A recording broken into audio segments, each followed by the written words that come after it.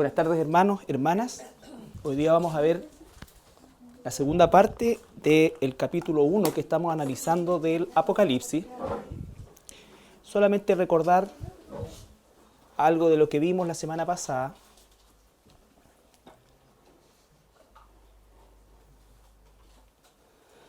¿No es cierto?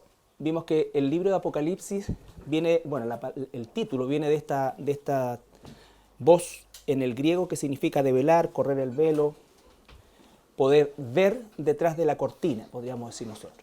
Entonces, por eso es importante que uno comience a incorporar el hecho de que cuando hablamos del libro Apocalipsis no estamos hablando de algo oculto, es todo lo contrario, es una revelación. Ahora, el tema de la revelación obviamente tiene que ver con la persona de nuestro Señor Jesucristo. Y lo importante de esto es que no es tanto una revelación que Jesucristo da, por supuesto que siendo Dios, Él es parte de la entrega de la revelación, pero es más que nada una revelación del Cristo glorificado. Nosotros en los Evangelios tuvimos una revelación del Cristo hecho hombre y el Cristo crucificado, ¿no es cierto?, el Cordero inmolado. Pero ahora tenemos la visión del Cristo glorificado. Fue escrita por el apóstol Juan, por allá por el año 95 en la isla de Patmos. Y la revelación del Señor Jesucristo se hace patente en la multitud de títulos y características que se hacen en relación a Él. Yo seleccioné aproximadamente 15, quizás un poco más, pero hay muchas más, muchas más. Entonces, es la revelación del Señor Jesucristo. Apocalipsis gira en torno a la revelación de nuestro Señor Jesucristo. Y lo otro que es importante es justamente una de las grandes razones por las cuales el pueblo de Dios, estoy hablando de los cristianos, nosotros tenemos una muy poca posibilidad de entender Apocalipsis cuando lo leemos, es porque la conexión que tiene con el Antiguo Testamento es casi total, prácticamente el 70% de todo lo que está escrito en Apocalipsis está conectado con pasajes, con situaciones, con símbolos, con personajes del Antiguo Testamento. Entonces, si no hay un manejo del Antiguo Testamento, siempre va a ser sumamente difícil entender Apocalipsis, porque Apocalipsis prácticamente no toca el Nuevo Testamento. No hay mucho del Nuevo Testamento en Apocalipsis. Recordar también los grandes temas de Apocalipsis.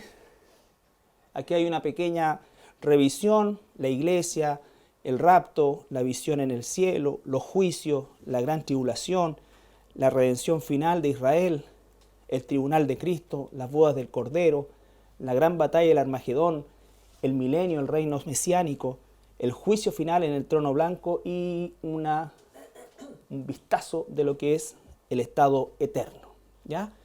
El concepto estado eterno no aparece en la Escritura, es una forma de describir lo que viene después del milenio, ¿ya?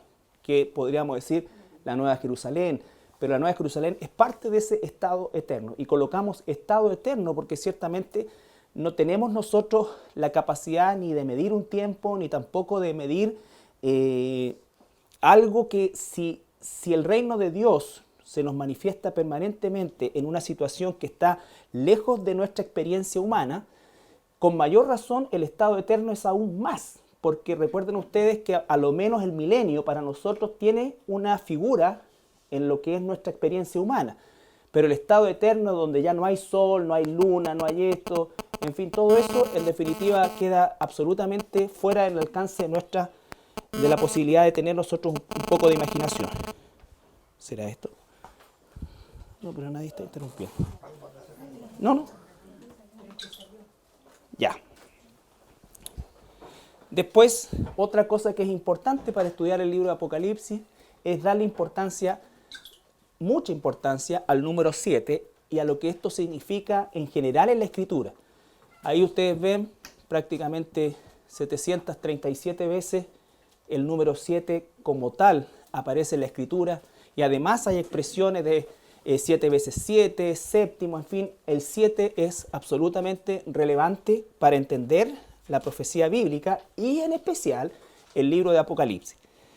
¿Y por qué el 7? Porque definitivamente el 7 significa completo, consumado, terminado. Apocalipsis es un libro que termina el canon. Por eso es que aparece tanto el número 7, porque cada cosa que está ¿no es cierto?, graficada con el número 7, implica que es término, término, término. 7 años, 7 bendiciones, 7 juicios, 7 ángeles, 7 sellos, 7 cuernos, 7 trompetas, 7 copas. Todo está terminado, todo está finiquitado. ¿Ya? Y hasta ahí vimos la semana pasada. Entonces, lo que vamos a ver hoy día se encuentra ahí mismo en el capítulo 1,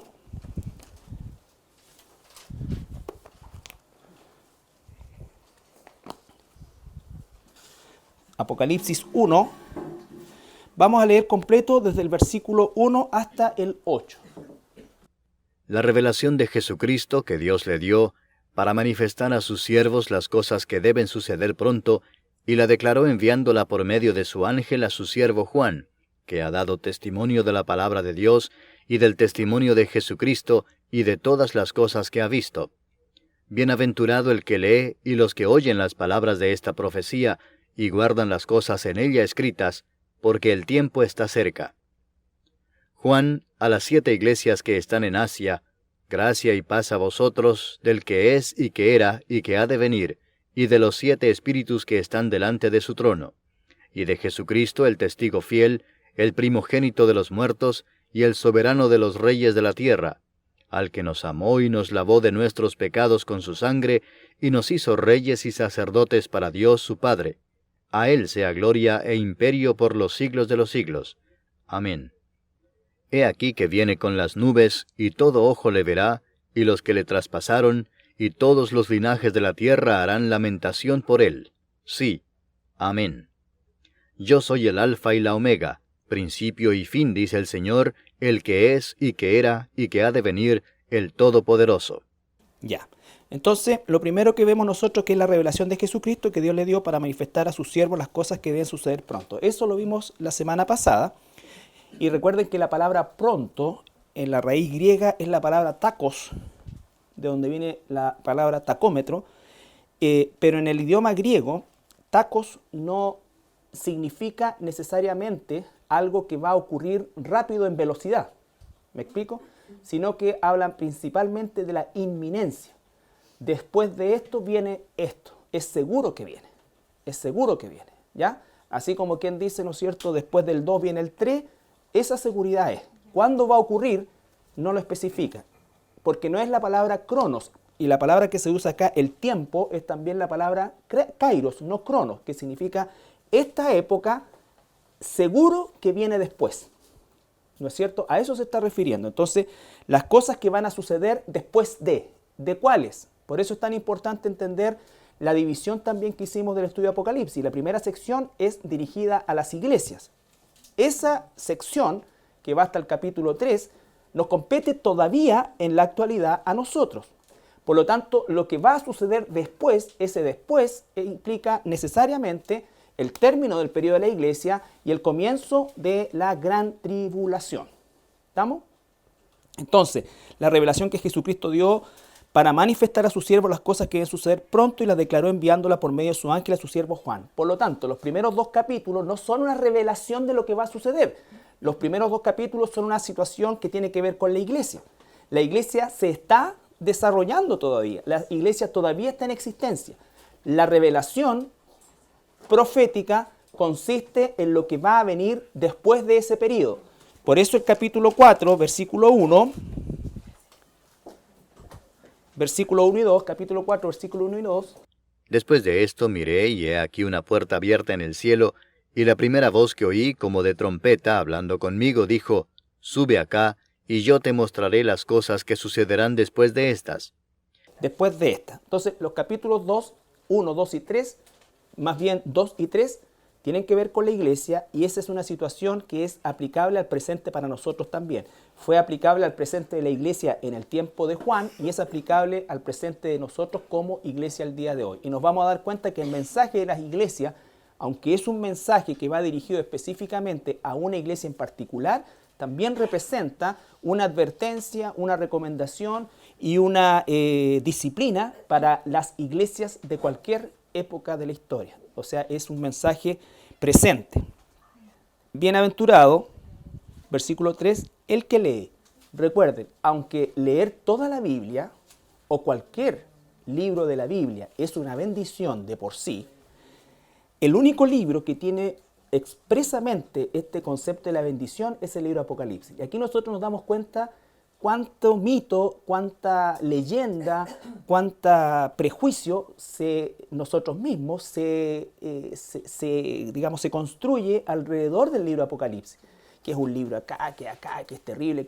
Y sin embargo nos damos cuenta que lejos de ser algo que esconde, es algo que revela. Lejos de ser algo que me va a complicar, es algo que me va a bendecir. ¿Ya? Y vuelvo a decir, porque el tiempo está cerca. Esa palabra cerca también es una raíz de la palabra tacos, que significa lo siguiente.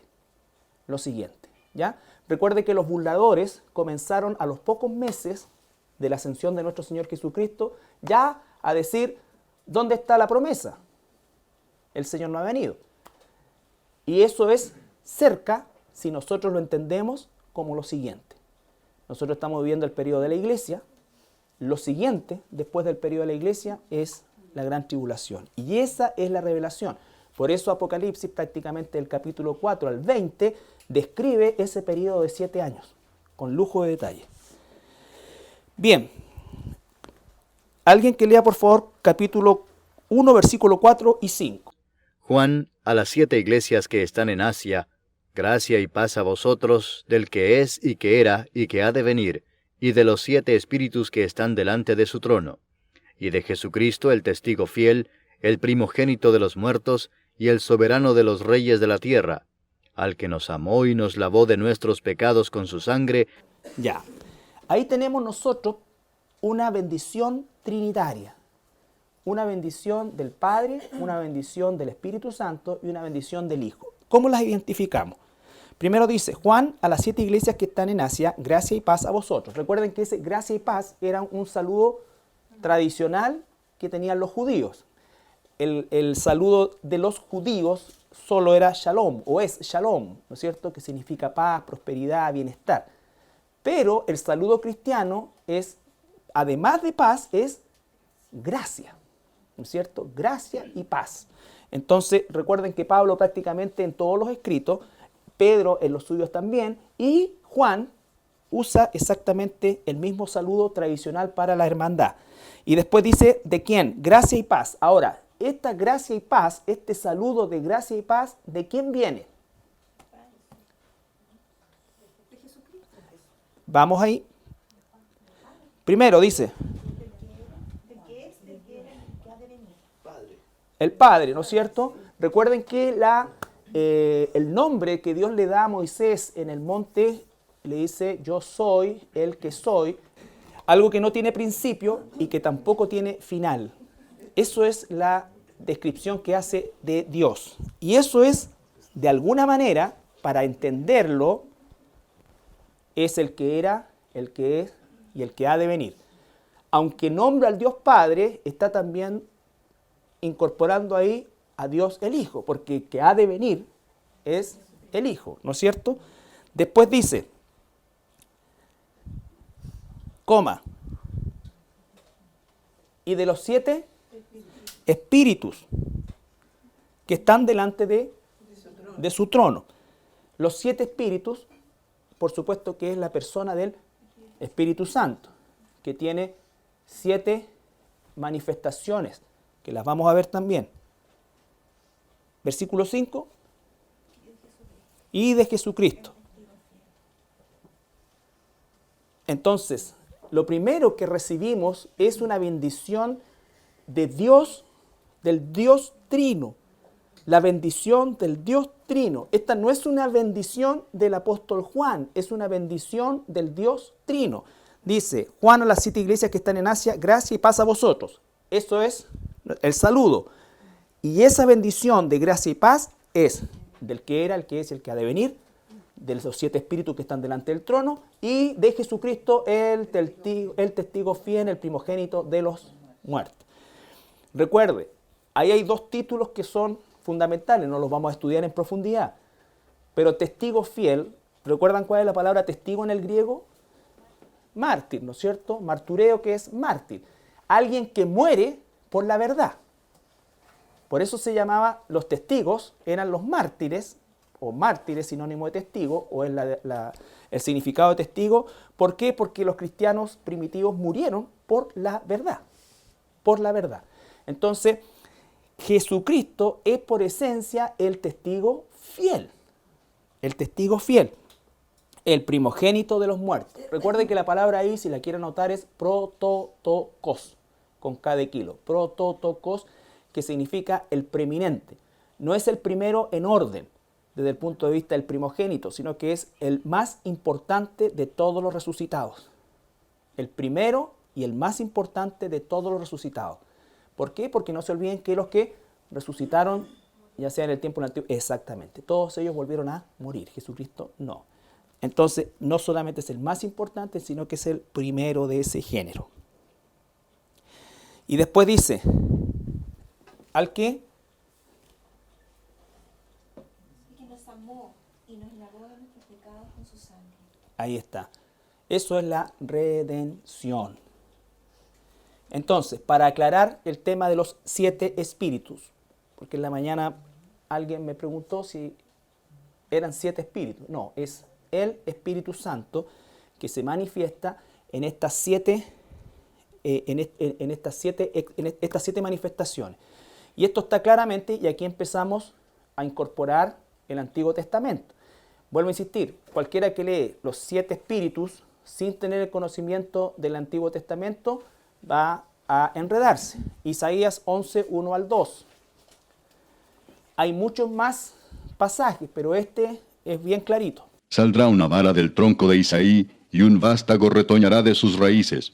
Y reposará sobre él el espíritu de Jehová, espíritu de sabiduría y de inteligencia, espíritu de consejo y de poder, espíritu de conocimiento y de temor de Jehová. Ahí está, ¿no es cierto? Espíritu de Jehová, espíritu de sabiduría, inteligencia, consejo, poder, conocimiento, temor. Eso es lo que se llama la plenitud del Espíritu. La plenitud del Espíritu. Esto se manifestó en Jesús. Esto se manifestó perfectamente en Jesús. No se manifiesta perfectamente en nosotros, porque Jesús manifestó al Espíritu Santo. Nosotros estamos siendo transformados por el Espíritu Santo. Por lo tanto, nosotros manifestamos, sí, al Espíritu Santo en frutos. ¿No es cierto? En frutos. Esto es el Espíritu Santo en su plenitud, en 7, perfecto. Ningún ser humano, o sea, ningún hijo e hija de Dios puede manifestar esto perfecto. Nosotros estamos en un proceso de transformación. ¿Ya? Zacarías 4, 1 al 6. Carlito, los frutos del Espíritu es una manifestación menor que esta, o ¿qué diferencia hay? ¿O están involucrados en alguno de estos? No, es que esto es la expresión perfecta del Espíritu Santo, que solamente ocurrió en Jesucristo. Y por ende, todos los frutos del Espíritu también fueron perfectos en Jesucristo. Él fue un árbol bueno 100% que dio 100% fruto. Nosotros también, reposa sobre nosotros, al estar el Espíritu Santo en nosotros, tenemos potencialmente todo esto también, pero obviamente no se puede manifestar perfecto. ¿Por qué? Porque tenemos una naturaleza caída, ¿no es cierto? Porque si no se hubiese manifestado perfecto en el Señor Jesucristo, significa que Él en alguna medida cometió pecado. Siempre fue perfecto el Espíritu de Jehová, siempre actuó con sabiduría, siempre con la inteligencia de Dios, siempre su consejo fue el que corresponde, siempre actuó con el poder de Dios, con conocimiento y siempre vivió con temor de Dios. Nosotros no siempre vivimos con temor de Dios. Cuando pecamos, ¿no es cierto?, perdemos el temor a Dios, el temor de Dios desde el punto de vista de lo que significa la reverencia absoluta a nuestro Salvador. Zacarías 4, 1 al 6. Volvió el ángel que hablaba conmigo, y me despertó como un hombre que es despertado de su sueño. Y me dijo, ¿qué ves? Y respondí, he mirado, y he aquí un candelabro, todo de oro, con un depósito encima, y sus 7 lámparas encima del candelabro, y 7 tubos para las lámparas que están encima de él. Y junto a él 2 olivos, el uno a la derecha del depósito, y el otro a su izquierda. Proseguí y hablé, diciendo a aquel ángel que hablaba conmigo, ¿qué es esto, Señor mío? Y el ángel que hablaba conmigo respondió y me dijo, ¿no sabes qué es esto? Y dije, no, Señor mío. Entonces respondió y me habló diciendo, Esta es palabra de Jehová a Zorobabel, que dice, No con ejército ni con fuerza, sino con mi espíritu, ha dicho Jehová de los ejércitos. Está haciendo otra manifestación del Espíritu. Zacarías ve una escena, ve el candelabro de los 7 brazos, que es la menorá judía, ¿no es cierto?, que representa justamente la presencia del Espíritu Santo. Los judíos en el lugar santísimo, en el Santo Santuarium, siempre tuvieron la expresión trinitaria. La menorá significaba el Espíritu Santo, el arca, el pacto con Dios, y el cordero que se sacrificaba arriba era Jesucristo. O sea, siempre la Trinidad estuvo presente, pero simbólicamente. El judío no lo entiende aún así, ¿ya? Él no lo entiende así. Pero nosotros ahora nos podemos dar cuenta, ¿cierto? Por eso el privilegio de como hijos de Dios ver hoy día el panorama desde el punto de vista de la gracia de Dios nos hace entender todo este proceso. Nunca ha sido distinto, siempre, desde la creación, en el principio, creó Dios los cielos y la tierra y el Espíritu de Dios se movía sobre la faz de la tierra. Entonces siempre la Trinidad está presente en la historia humana, la manifestación de la Trinidad en la relación de Dios con los seres humanos. ¿Estamos? Porque los olivos los vamos a ver recién en el capítulo 11. Pero atento con eso porque vamos a volver a esa profecía en el capítulo 11, ¿ya? Los 2 olivos representan para los que han leído ante Apocalipsis, los 2 testigos, ¿no es cierto? Esos son los 2 olivos, Pero no es de esta parte. Solamente está describiendo y el foco ahora son los 7 espíritus. O sea, las 7 manifestaciones. Pero, buena observación porque en el capítulo 11 lo vamos a ver. Solamente como una van premier, el 11.4. 11.3 y 4. Porque la visión que vio Zacarías es la visión del templo en el futuro, el tercero. Y daré a mis 2 testigos que profeticen por 1260 días, vestidos de cilicio. Estos testigos son los 2 olivos y los 2 candeleros que están en pie delante del Dios de la tierra. Ahí están los 2 olivos, ¿no es cierto? Ya vamos a llegar a ese punto de los 2 olivos. Pero si está hablando de que son ¿cuántos días? 1260 días, estamos hablando ya de qué tiempo, de qué época. De la gran tribulación, ¿no es cierto? De la gran tribulación. Entonces, Zacarías, está escrito 600 años antes, y ya ahí Juan está viendo la misma escena. Pero esa escena todavía no se ha cumplido. Ya. Después, y Jesucristo el testigo fiel, el primogénito de los muertos y el soberano de los reyes de la tierra. Al que nos amó y nos lavó de nuestros pecados con su sangre. Esa es la redención. Al que nos amó en tiempo pasado. ¿Por qué? Él nos amó primero, ¿no es cierto? Y Él nos separó antes de la fundación del mundo. Antes de la fundación del mundo. Solamente para recordar Romanos 8, 28, 39. Una lectura rápida. Lo hemos leído varias veces. Romanos capítulo 8, versículo 28 al 39.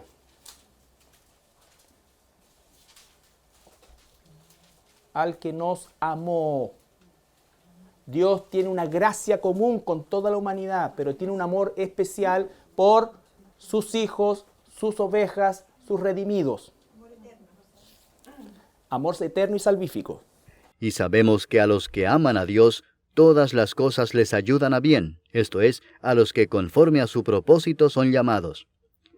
Porque a los que antes conoció, también los predestinó para que fuesen hechos conformes a la imagen de su Hijo, para que Él sea el primogénito entre muchos hermanos. Dice a Jesucristo el testigo fiel, el primogénito de los muertos. Estamos hablando de la misma línea. Por lo tanto, la gente de ese capítulo, de ese pasaje romano, es la misma gente de este pasaje de Apocalipsis, a los que amó.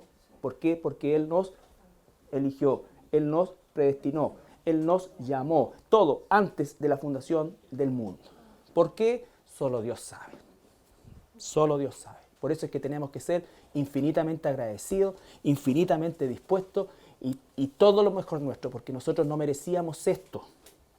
Y esto cambia nuestra visión de los perdidos, porque uno de repente le da hasta rabia a la gente perdida, ¿no es cierto? Pero ¿cómo no va a entender esto otro? Cuidado, ten misericordia, porque tú entiendes, porque Dios quiere que entiendas. Por eso lo que uno tiene que hacer es orar sin cesar. porque quizás, no sé, al final del tiempo Dios ya le había concedido arrepentimiento, no lo sé. Pero uno sí o no que se siente impotente muchas veces porque dice, pero ¿cómo si te he dicho tantas veces, te he explicado, cómo es posible que no entiendas? Dios hizo algo contigo sobrenatural, algo conmigo sobrenatural. Por eso es que dice, ama a tus enemigos. Y a los que predestinó, a estos también llamó. Y a los que llamó, a estos también justificó. Y a los que justificó, a estos también glorificó. Ahí está. ¿Justificó? ¿Cómo? Por medio de la justicia que se ejecutó en la cruz. La muerte en la cruz, ante todo, fue un acto de amor, pero por sobre eso fue un acto de justicia. Porque para poder amarnos como hijos, primero tenía que justificarnos. Entonces, el proceso está en ese orden. Entonces, la justicia de Dios en la cruz se nos imputa a nosotros. Eso es lo que dice Apocalipsis, el que nos amó y nos lavó de nuestros pecados, ¿con qué cosa? Con su sangre, que es su vida. ¿Qué pues diremos a esto? Si Dios es por nosotros, ¿quién contra nosotros? El que no escatimó ni a su propio Hijo, sino que lo entregó por todos nosotros, ¿cómo no nos dará también con él todas las cosas? Recuerde ese contexto de nosotros, a los que llamó, a los que eligió, a los que predestinó, ese grupo. ¿Quién acusará a los escogidos de Dios? Dios es el que justifica. ¿Quién es el que condenará? Cristo es el que murió, más aún el que también resucitó, el que además está a la diestra de Dios, el que también intercede por nosotros. ¿Quién nos separará del amor de Cristo? ¿Tribulación, o angustia, o persecución, o hambre, o desnudez, o peligro, o espada? Como está escrito, por causa de ti somos muertos todo el tiempo, somos contados como ovejas de matadero. Antes, en todas estas cosas somos más que vencedores por medio de aquel que nos amó. Por lo cual estoy seguro de que ni la muerte, ni la vida, ni ángeles, ni principados, ni potestades, ni lo presente, ni lo porvenir, ni lo alto, ni lo profundo, ni ninguna otra cosa creada, nos podrá separar del amor de Dios que es en Cristo Jesús, Señor nuestro. Todo eso se aplica a el versículo 5 del Apocalipsis 1, que dice, Jesucristo el testigo fiel, el primogénito de los muertos, el soberano de los reyes de la tierra, al que nos amó y nos lavó de nuestros pecados con su sangre. Por eso es que la salvación de un verdadero hijo e hija de Dios jamás, nunca se pierde. ¿Ya? Si fuimos salvados por Jesucristo, somos sostenidos en esa salvación y nuestro destino es la glorificación. Entonces, con eso nosotros debiéramos, no sé. Gracias, Señor. Señor, ¿qué quieres que haga, Señor, esto acá? Eso es para nosotros. Nosotros a veces ponemos cargas sobre la gente no convertida. La gente no convertida está muerta. Nosotros tenemos que orar y predicar a la gente perdida, a la gente muerta. Pero no debemos cargar a la gente. Por eso es que Jesús nunca se detenía a puncetear a nadie. Él sembraba y amaba, sembraba y amaba.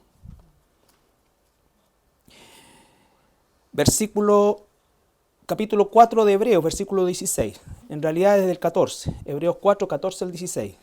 Por tanto, teniendo un gran sumo sacerdote que traspasó los cielos, Jesús el Hijo de Dios, retengamos nuestra profesión.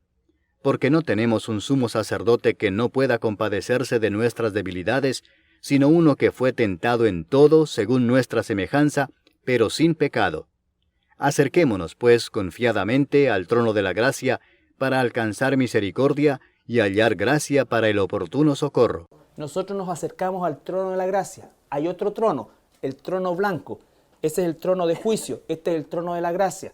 La bendición maravillosa que tenemos tú y yo como hijo e hija de Dios de acercarnos libremente al trono de la gracia. Eso es una bendición espiritual gigantesca, gigantesca. Nos acercamos al trono de la gracia.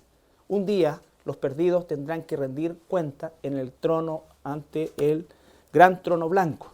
Este es el trono de la gracia y nosotros nos acercamos a él confiadamente. ¿Por qué? Porque tenemos a Jesucristo, que es nuestro gran sumo sacerdote.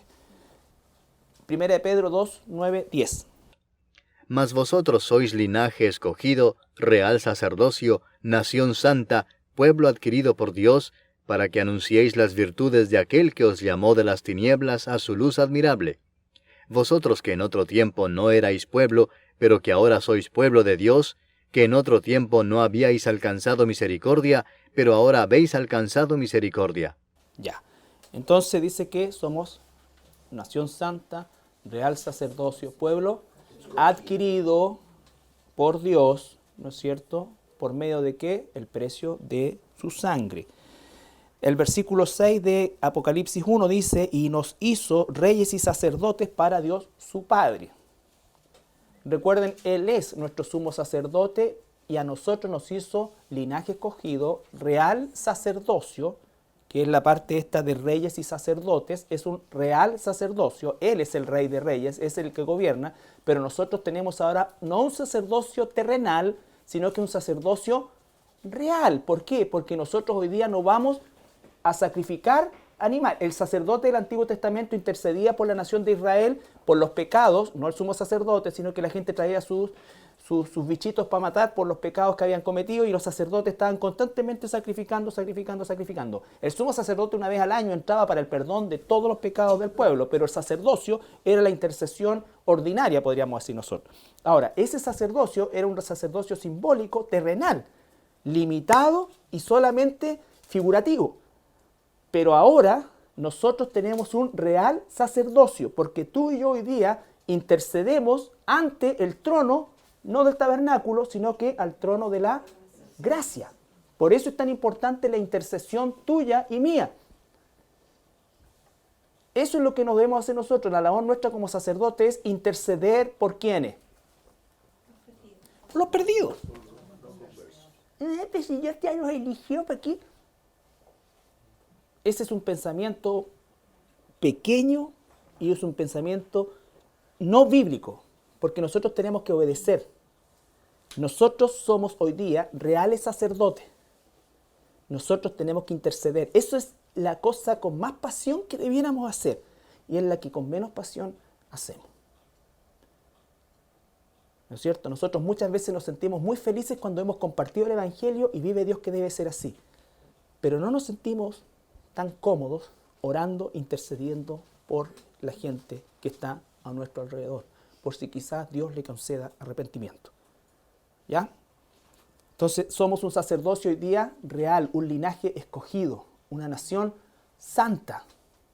Lo que hacemos hoy día nosotros ya no es figurativo, lo que hacemos hoy día nosotros es la verdad, la realidad de las cosas. Nuestra intercesión no llega no está basado en un animal muerto, en sangre de animales. Nuestra intercesión es real. Porque nuestro sumo sacerdote es Jesucristo. Entonces nosotros intercedemos hoy día ante el trono de la gracia. Cuando tú oras e intercedes por una persona perdida, estás intercediendo ante el trono de la gracia. Ante el trono de la gracia. Ya. Volvamos a Apocalipsis. Versículo 6. Y nos hizo reyes y sacerdotes para Dios su Padre. A Él sea gloria e imperio por los siglos de los siglos. Amén. Entonces, lleva un par de líneas escribiendo Juan y él explota, por así decir, en una doxología. La palabra doxología significa alabanza, ¿no es cierto? A Él sea la gloria y el imperio por los siglos de los siglos. Amén. ¿No es cierto? Después que Él se da cuenta que es el testigo fiel que nos lavó nuestros pecados, que nos hizo reales sacerdotes. Todo eso dice, a Él sea la gloria, el imperio por los siglos de los siglos. Amén. Versículo 7. He aquí que viene con las nubes, y todo ojo le verá, y los que le traspasaron, y todos los linajes de la tierra harán lamentación por él. Sí. Amén. Ahí está, ¿no es cierto? Esta es una sinopsis del regreso de Jesucristo. Recuerden que la segunda venida de Jesucristo tiene su inicio, o su primera parte, por la iglesia que dice que nos está esperando en las nubes del cielo. Aquí no, Él viene y dice que todo ojo le va a ver, por lo tanto se está refiriendo a la segunda venida gloriosa. ¿Ya? Entonces, la palabra he aquí es interesante y la coloqué porque en griego es una palabra mucho más firme, es como, pongan atención.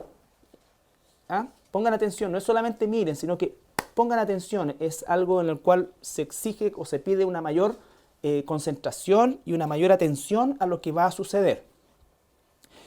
Viene tiempo presente también, y nosotros sabemos específicamente, ¿no es cierto?, que la segunda venida de Jesucristo va a venir a la batalla de Armagedón, ¿no es cierto?, en el Valle del Megido, y eso va a finalizar el periodo de la Gran Tribulación. El periodo de la Gran Tribulación. Ahora, se calcula que por cada 20 versículos en la Biblia, uno habla del regreso de nuestro Señor Jesucristo. Y la mayor cantidad de versículos del regreso del Señor Jesucristo se encuentran en el Antiguo Testamento. Hay 300 por lo menos, directamente que hablan del regreso de nuestro Señor Jesucristo. 300 versículos, 300 pasajes donde específicamente se habla de la segunda venida de Jesús. Ahora, nosotros, la generación nuestra, es la más privilegiada porque nosotros tenemos el entendimiento pleno de todo el proceso, porque ante nuestros ojos han ocurrido los milagros que solamente la Biblia nos podía describir, ¿no es cierto? La caída de Roma, la destrucción de Jerusalén. Es importante la reconstitución de Israel como nación. Aún hombres muy bendecidos por Dios en cuanto al entendimiento bíblico, como Lutero, Calvino, ¿no es cierto? Ellos tenían una escatología malona. Ellos recuperaron, por así decir de alguna manera, lo que era el Evangelio, la salvación por gracia. Pero no se metieron en temas escatológicos porque eso era sumamente enredados para ellos, porque tenían una concepción mala también del Antiguo Testamento por ser muy judaico. Y ellos recuerden que crecieron con el concepto de que los judíos mataron a Jesús. ¿Ya? Que lo hicieron en el sentido, pero era parte todo de un plan. Entonces vamos a ver Salmo 2. Cuando dice, y todos los linajes de la tierra harán lamentaciones por él. Claro que sí. ¿Cuáles serían los linajes de la tierra? Todas las tribus, todas las naciones, todas las etnias, a eso se refiere. Porque la Biblia, más que hablar de países, que país es un término moderno, ¿no es cierto? Antiguamente se hablaba de etnias, de pueblos, ¿ya? Entonces se hablaba de los persas. Pero más que de un territorio propiamente tal o de un país como lo que nosotros hoy día conocemos, se hablaba de una etnia que dominaba un territorio. Entonces esa es Harán lamentaciones. Claro que sí, pues. Acuérdate que más adelante en Apocalipsis dice que los reyes de la tierra van a decir que las rocas nos tapen para que no veamos al que viene. Entonces esto, por eso dije que es un anticipo del regreso glorioso de Jesús, ¿ya? Recuerda que viene a la batalla del Armagedón. Están reunidos todas las naciones del mundo para pelear, representada con todos sus ejércitos, para pelear contra el Cordero. Ya. Salmo 2, 6 al 9. Pero yo he puesto mi rey sobre Sión, mi santo monte. Yo publicaré el decreto. Jehová me ha dicho, mi hijo eres tú. Yo te engendré hoy. Pídeme y te daré por herencia a las naciones, y como posesión tuya los confines de la tierra. Los quebrantarás con vara de hierro, como vasija de alfarero los desmenuzarás. ¿Se ha cumplido eso? No, ¿no es cierto? Sión es sinónimo de Jerusalén, ¿no es cierto? El monte del templo es el monte Moriah, ¿no es cierto? Y Jerusalén, también se llamaba el monte Sión, pero Sión pasó a ser sinónimo de Jerusalén. Entonces, puede ser lo uno o lo otro, pero ambos están incluidos. Si dice Sión, incluye el monte y la ciudad. Si dice Moriah, está hablando del monte que está dentro de Jerusalén. Mi hijo eres tú, se está refiriendo a Jesucristo. Recuerden que Jesús es eterno, es Dios, pero su vida física como ser humano requirió una... ¿Qué requirió? Que fuese engendrado. A eso se está refiriendo, o sea, porque, y eso está haciendo alusión al reino milenial. En Jerusalén, un día, Jesús va a ser el rey y soberano de todos los reinos de la tierra. Él va a, dice, a regir con vara de hierro, no como hoy día que los carabineros tienen que arrancar de la gente que hace, los cabros que hacen protestas, ¿no es cierto? Y los cabros les tiran escupos, los patean y todo. Entonces, Él va a regir con una justicia, ¿no es cierto?, blanda o dura. Dura. ¿No es cierto? ¿Por qué? Porque ¿qué va a pasar en el milenio? El anticristo y el falso profeta van a estar en el lago de fuego, Satanás va a estar encadenado en el abismo. Por lo tanto, ya no va a poder echarle la culpa ni al diablo, ni a los demonios, ni a ninguna cuestión. Ahí no hay gracia. Claro. No hay, siempre hay gracia, cuidado con eso. Siempre hay gracia. ¿Ya? Pero la justicia de Dios va a ser, ¿no es cierto?, con vara de hierro desde el punto de vista de que, lo vamos a ver en su momento, el pecado como lo castigaba Dios en el Antiguo Testamento. Dios no castigaba el pensamiento en el Antiguo Testamento, Dios castigaba la acción, ¿no es cierto? Hoy día la gracia castiga la acción y el pensamiento, el querer y el hacer, pero a la vez provee el perdón. ¿Ya? La gracia es más exigente que la ley, pero la gracia provee el abogado. Hijitos míos, no pequéis, pero si pecan, abogado para con el Padre tenemos Jesucristo el justo, Él es la propiciación por nuestro pecado. ¿No es cierto? Juan 2:1. Entonces, ¿se entiende eso?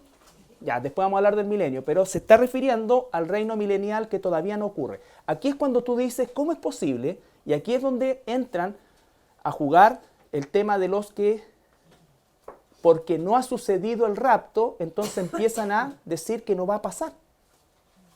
Y empiezan a inventar cosas como que hoy día dicen que estamos viviendo el milenio.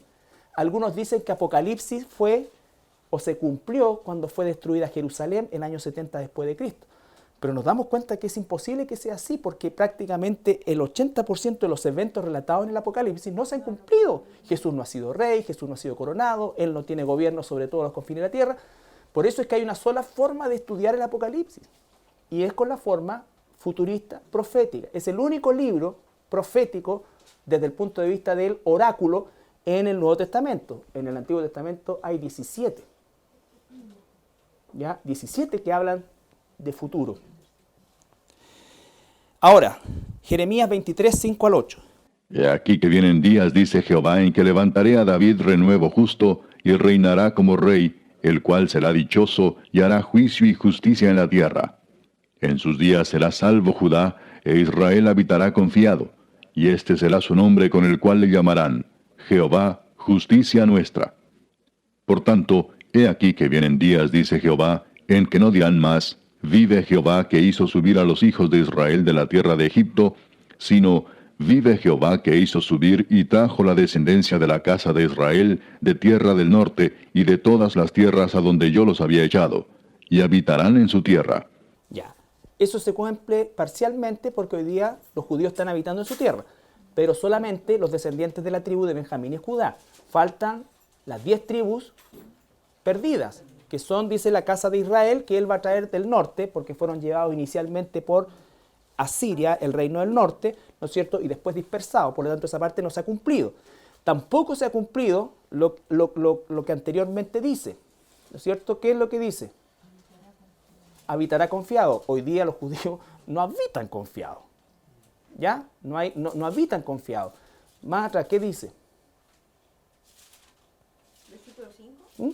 He aquí vienen días, dice Jehová, en que levantaré a David renuevo justo, y reinará como rey, el cual será dichoso y hará juicio y justicia en la tierra. Ya, no se ha cumplido eso. No se ha cumplido eso. Por lo tanto, ahí solamente de esa porción se ha cumplido el que han vuelto a su tierra, pero los descendientes de estas dos tribus, se tiene que restaurar todo Israel. Tampoco toda su tierra, exactamente. Entonces es una cosa súper parcial, súper parcial, muy pequeña, pero nos da señales de que efectivamente esto va a suceder. Entonces, ¿cómo es que alguien que tiene una concepción distinta en el estudio del Apocalipsis puede llegar a conclusiones tan erradas?